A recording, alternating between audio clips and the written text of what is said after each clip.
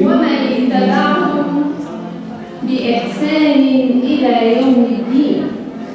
أعوذ بالله من الشيطان الرجيم.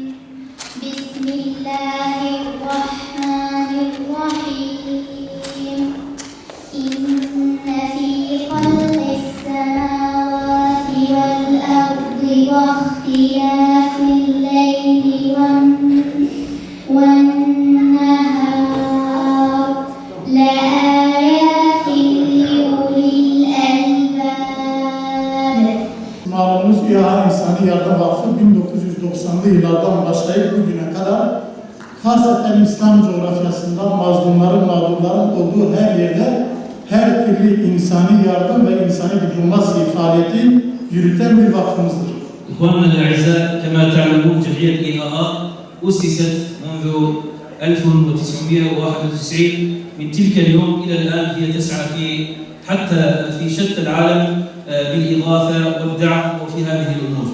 İHA İnsani Yardım Vakfı savaş ve mağdur coğrafyalarda sadece insani yardım malzemesi dağıtmıyor.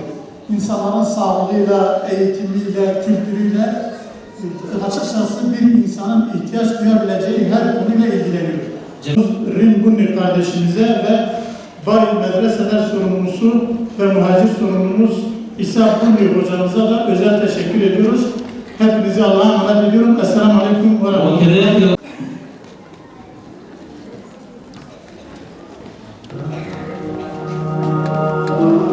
أكرموا القرآن وهبوا له الأرواح والأبدان كتاب الله فوق رؤوسهم ليكون نورا في الظلام.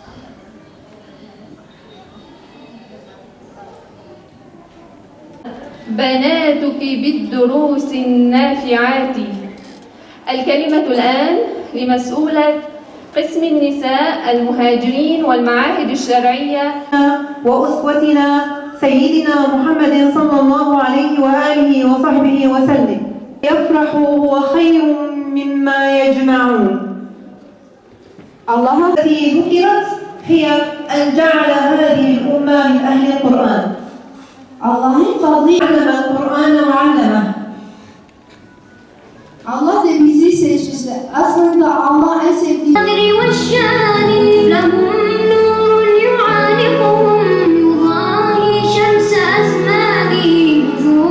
Dinim İslam, kitabım Kur'an. Dinim İslam, kitabım Kur'an. Peygamberim Muhammed Aleyhisselam. Peygamberim Muhammed Aleyhisselam.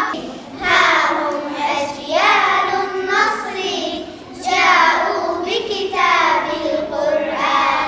Rafa'û رايات الهدى صدقوا عزموا لموا الندى كانوا نورا للأكوان.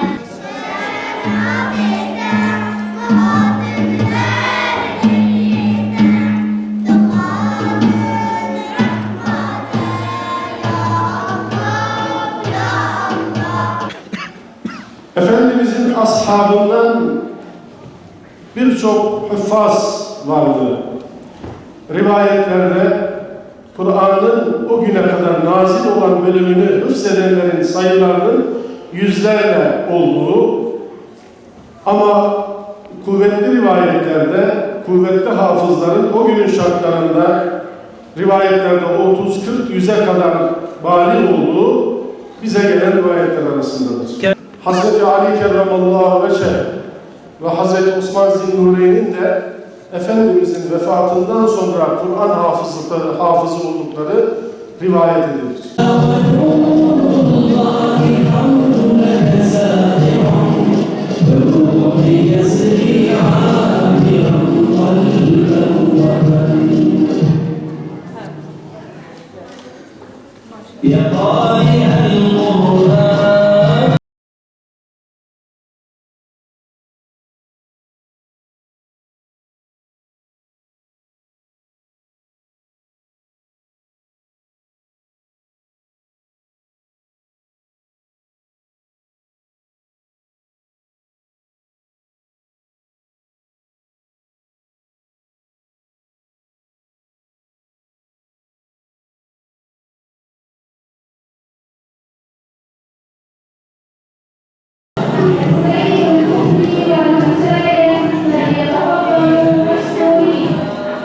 تحفظ 4 أجزاء من معهد الراشدين.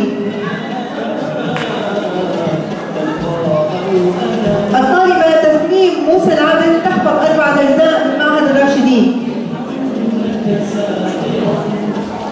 الطالبة سجى زغلول تحفظ 4 أجزاء من معهد الراشدين.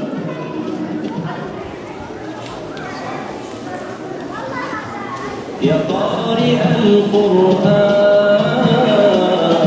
الطالبة